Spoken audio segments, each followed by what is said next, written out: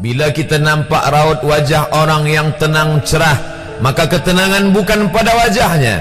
Bila nampak orang melangkahkan kaki dengan tenang penuh wibawa, maka ketenangan bukan pada kakinya. Bila tampak ayunan tangannya tak tergesa-gesa, maka bahagia bukan pada tangannya. Di mana letak bahagia itu? Ala fil jasadi mutrah. Ketahuilah dalam jasad ada segumpal, ada sekepal, ada sesuap. Idza salahat salahal jasadu kulluh. Kalau yang segumpal itu baik, maka yang lain ikut menjadi baik. Wa idza fasadat fasadal jasadu kulluh. Kalau yang segumpal itu rusak, maka dia pun ikut menjadi rusak. Yang segumpal itulah yang mengendalikan mata, telinga, tangan, kaki. Yang segumpal itulah tempat rindu, benci, marah, ridha, ikhlas, fasik, hasad, kufur. Di sanalah bersemayam rindu dan benci. Maka jangan terlampau benci. Habib habibaka haunamma. Kalau kau sayang, sayanglah secukupnya sahaja. Karena boleh jadi hari ini kau sayang, besok berubah menjadi kebencian. Kalau kau benci, bencilah secukupnya sahaja. Boleh jadi esok pagi dia menjadi orang yang tersayang. Berapa banyak puan-puan berkata, siapa itu? Itulah orang yang dulu paling aku benci. Tapi hari ini masih ada juga benci, tapi tak banyak. Oleh sebab itu maka dijaga dia. Yauma la yanfa'u malun. Hari itu tak ada guna harta, wala banun, tak ada guna anak, illa man atallah, kecuali orang yang datang menghadap Allah biqalbin salim, dengan hati yang salim. Qaf lam ba, qallaba, berbolak-balik. Qallaba, tidak selamanya bahagia. Kadang pagi hati tenang, petang datang dia pun susah. Kadang pagi hati lapang, petang tiba dia pun gundah. Maka apa yang dapat menolong? Ala bizikrillah, ketahuilah dengan banyak menyebut mengingat Allah, tatma'innul qulub, maka hati akan menjadi lapang. Qalbul mu'min baina asabi'ir rahman, hati orang beriman berada di antara jari jemari kuasa Rahman. Kalau dia hendak, dia balikkan yang senang menjadi susah. Kalau dia berkehendak yang susah, dia balik menjadi lapang.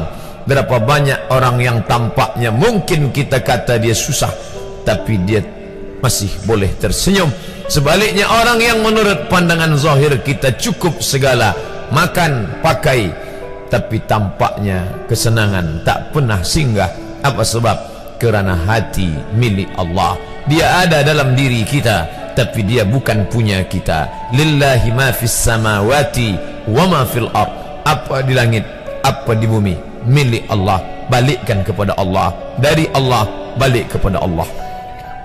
Senang mengucapkannya, payah mengamalkannya, lebih sulit memasukkannya ke dalam hati.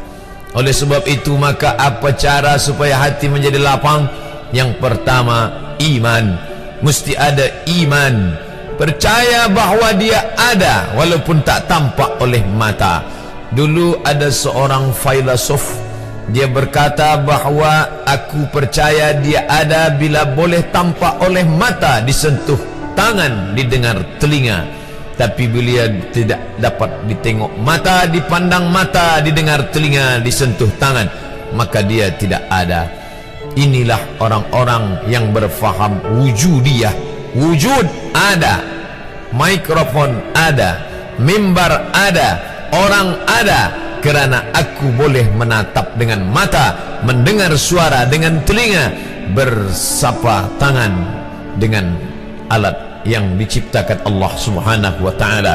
Tapi kita mengenal dia bukan kerana rupa.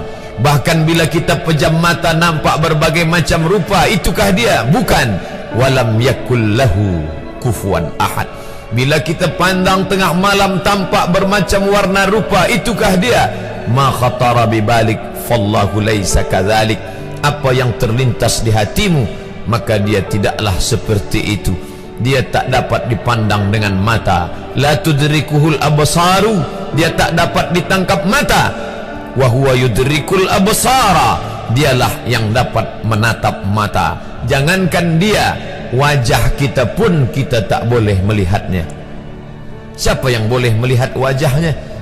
Sementara belum dijumpai cermin, belum pandai orang membuat cermin, orang tak tahu bentuk rupa wajahnya bagaimana. Sampai suatu hari dia dalam perjalanan panjang, dia tengok ada pohonan rindang, lalu kemudian dia berteduh di bawah pohon rindang, menghindar dari panas terik matahari. Di bawah pohon rindang ada kolam air, maka saat dia akan mengambil minum dari air kolam, disitulah dia melihat wajahnya. Oh, begitu rupa wajah di dalam air kolam.